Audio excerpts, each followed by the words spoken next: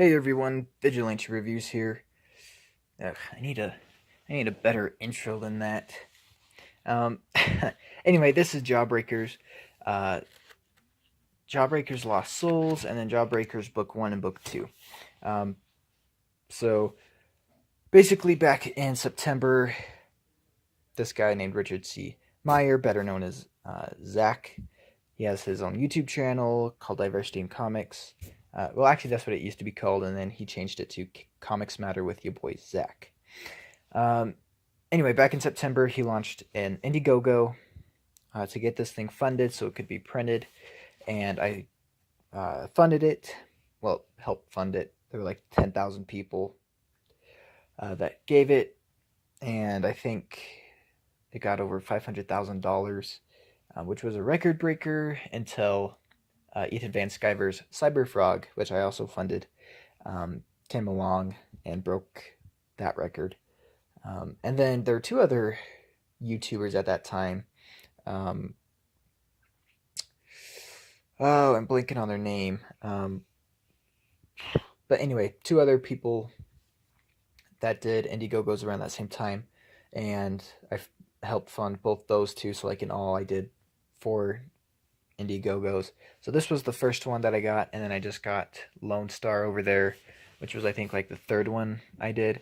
So I'm still waiting on Cyberfrog and Red Rooster to get here, but I mean, hopefully they'll be here soon. I'm not really sure when. You think after spending money on something I would be a little bit more interested, but when they get here, they get here.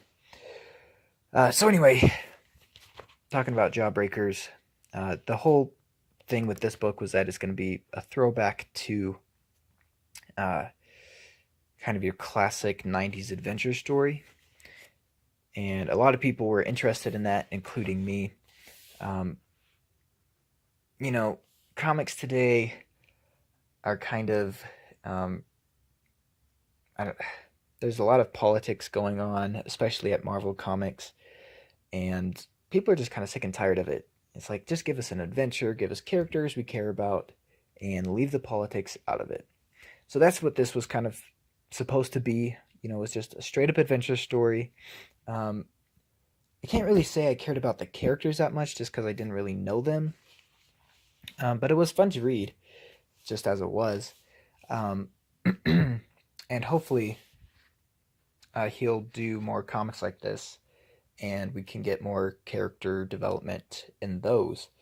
But anyway, so after it was funded, it was going to be published by Antarctic Press, but then Mark Waid, who's a writer at Marvel Comics, basically bullied Antarctic Press out of publishing this book. So Zack was like, all right, you know what, whatever. I'm just going to start my own comics company. And he did, and he called it Splato Comics, which is a reference to one of his popular videos over on his channel. So if you want to watch that, and he had a lot of videos about the the whole Mark Waid thing too. So that would be, if you want to watch it, it's on his channel. But anyway, then we got this cover by Ethan Van Sciver. It's a really cool cover. So let's see. That's Devil Dog right there. That's Cuffs, I think is his name, Kuffz. You got Silk, who's kind of the team leader. Then you got Hell Priest, who's this blind guy, but he can see people's souls. And then you have Knife Hands, who's this ninja guy with hands that are basically knives. And then you got this big gorilla, which is the main plot in the first book. Let's see. So it picks up. They're in Africa. They got hired by this lady named Zashi. Excuse me. If you guys can't tell, I'm still have a little bit of that cold. And they hired the Jawbreakers to take down this giant gorilla who's on a rampage because he can't find his soul. Hence the name Lost Souls. So I guess he used to be a regular gorilla, but then he went into this pocket dimension and came back, and he was giant, and he had lost his soul. So basically, he's trying to get back and find his soul. So the Jawbreakers get to work. They end up like knocking his eye out, and it falls on Hell Priest, and then it like rolls away. I don't know. It was like a very like Looney Tunes thing to happen.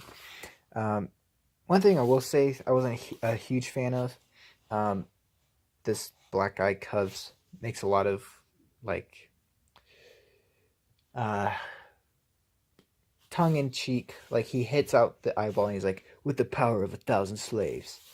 Um, and I get it's like supposed to be funny, and everybody's like, dude, what the heck?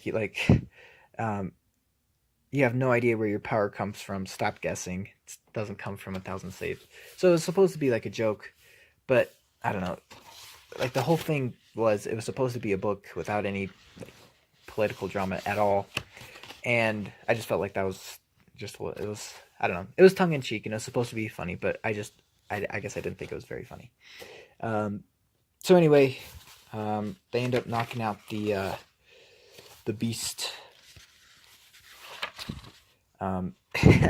Silk is the one that knocks him out, and as he's like launching at the gorilla, it's like, yeah, boy, and that's how Zack starts off his videos. He always like, what's up, everybody? It's your boy Zack. So that was kind of a cool reference there.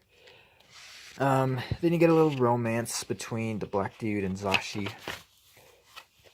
So they knock out the beast, but then these like cyborg warlords come and they want to take control of it. So basically, I guess if you like wipe its blood on you, you get control of it. So then back at the Jawbreakers, we get this like shaman dude, witch doctor type guy, who explains, yeah, so he was just a simple lowland gorilla, and then he wandered into a vortex, and then he was transported and transformed. His soul ripped from his body, lost. And then the dude just like evaporates basically after explaining if you wipe the gorilla blood on your face, you get control of it. And then a couple of the Jawbreakers were kidnapped by those warlords, but they break free. And then apparently Zashi was working with the warlord too, so she was kind of a double agent, but then she has, what would you call it?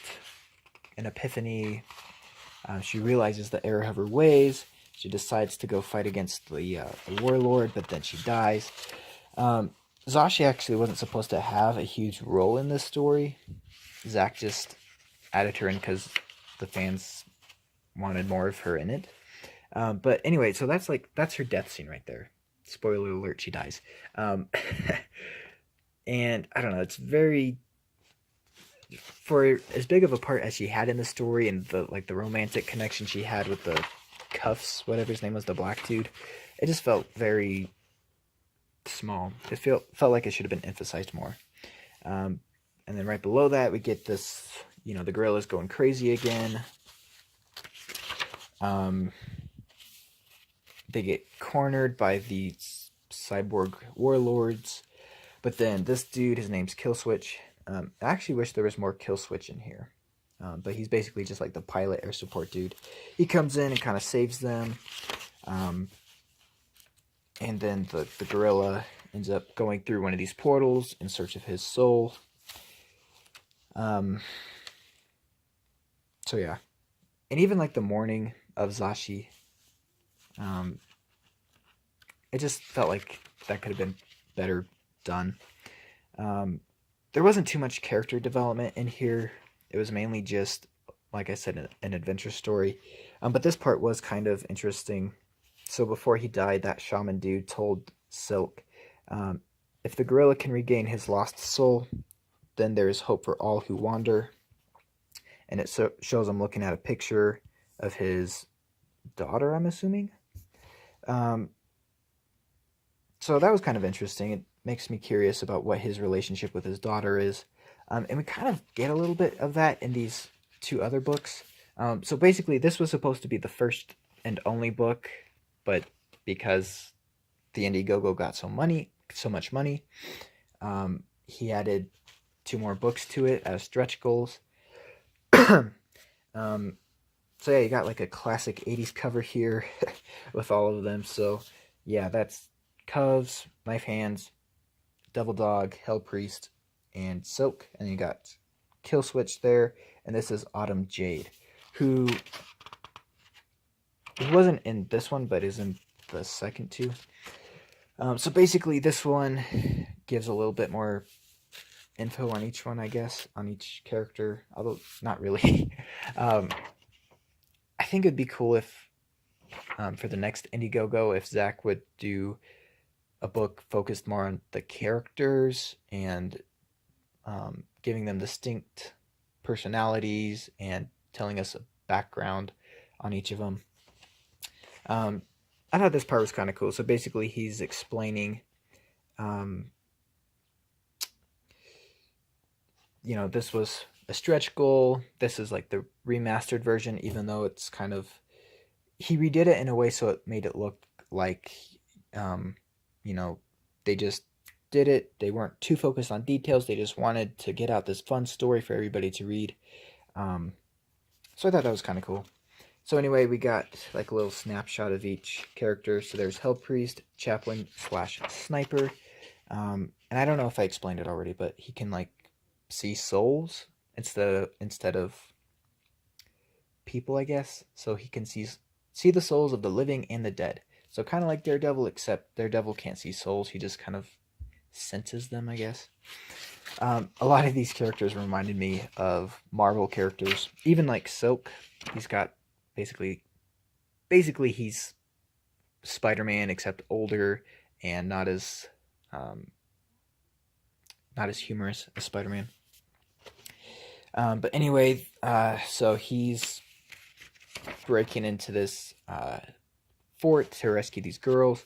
And you got Cubs, who's bulletproof, and then you got Silkworm, who's a team leader, Knife Hands, martial artist. So just really quick character descriptions, basically just throwing you right into the story. Devil Dog, killing machine. I thought this part was funny. So the plan is to roll up this tank to this door to blow up in the fort. But they knew they have weapons that could lock onto technology, and so what they did, instead of like firing up the tank, they just pushed it. Apparently they're strong enough to push a tank. So, just things like that. It's really quick, really just superhero fantasy stuff, which is all fine and well. It's like you don't have to spend hours reading this to get the gist of the story. Like some books, man, it takes forever because there's so much dialogue. There's so little action, you just kind of fall asleep reading it. With this, you're like, you know what, it's just moving right along. Sometimes I thought it was a little bit too jumpy, and I couldn't follow the story that well, but it didn't really matter, because it was like, just keep reading, and you'll get to the next action scene, and that's all you really care about. So yeah, they rescue the girls, and then they have to fight off Knife Hand's clan. Basically, he was part of this ninja clan, but then he left, which you're not allowed to do, and so the ninjas keep following him, and whenever he fires up his hands to use them, the clan is able to locate where he's at, and so they come after him. So they fight them off, and then you get this. This was a cool scene. The blade of the helicopter gets blown off, and so they have to make this landing inside of this airplane. So that was a really cool scene. And then they get back. I think actually they're still in Africa, but they get back to base. Then there's this lady here whose name's Autumn Jade, and then basically she has another mission for them to go find this person named Caden Journey, who used to be a superhero called Star Baby, but now he's called God King. And basically, he was a superhero who turned bad and killed the rest of the superheroes in New York. And so she's asking the Jawbreakers to basically just go kill him. Silk doesn't want to because he's like, well, if all the superheroes in New York couldn't do it, how could we? But then he gets a lot of flack from his team, and they're like, look, maybe it's a suicide mission, but, you know, we were superheroes. And then there was this kind of subplot where Autumn Jade may or may not be Silk's daughter. That part was kind of confusing, and Zack didn't really explain that too well. But yeah, basically, she says, I'm your daughter. You haven't seen me since I was 6 years old. Why are you acting like this? Why do you hate me? I stayed away just like you wanted me to. Killswitch told me why you did what you did. I'm not fragile. I'm going back, but I thought you might want to try and stop me. We're never going to see each other again. If you have something to say to me, say it now. Hello. And he just stands there, basically. So obviously he looks like he wants to say something. Like it might be his daughter. But then a couple pages later, he's like, she's not my daughter. So I don't know. I didn't really get the whole looking sad. I don't know. Anyway, they parachute into New York. And then that's where the first book ends and book 2 starts. And the second book I did not really care for. Devil Dog gets blown up. And I mean, he's still alive, but then he tells Silk to throw him on top of the rest of the mines. And so he does. It was like, what? Why would you do that? Okay, whatever. And then the plane blows up, but we don't really know why. And then Silk tells Knife Hands to activate his powers so that ninja clan comes, and they all land on the rest of the mines, and they all blow up, and so now he's free. I don't know, it just felt very jumpy. And the whole way through, it's like, I don't know, there's nobody's around. I don't know if New York got evacuated or what, but like, nobody was around. Didn't make sense. But then we get this guy named Chalk, who used to be a villain, but now he sells hot dogs. And he tells them, like, so basically, God King is controlling everybody's mind to make them all nice. So there's never any violence, there's never any hurt feelings. Basically, so like a millennial's utopia. And then we find out the origin story of God King, where he came from. His parents could split into the elements, and then they made a new planet. I don't know, it was just kind of a confusing story, the second book. And I don't know, I just didn't really get into it. So they end up finding this superhero who escaped being killed because he used magic, but then his apprentice turns against him.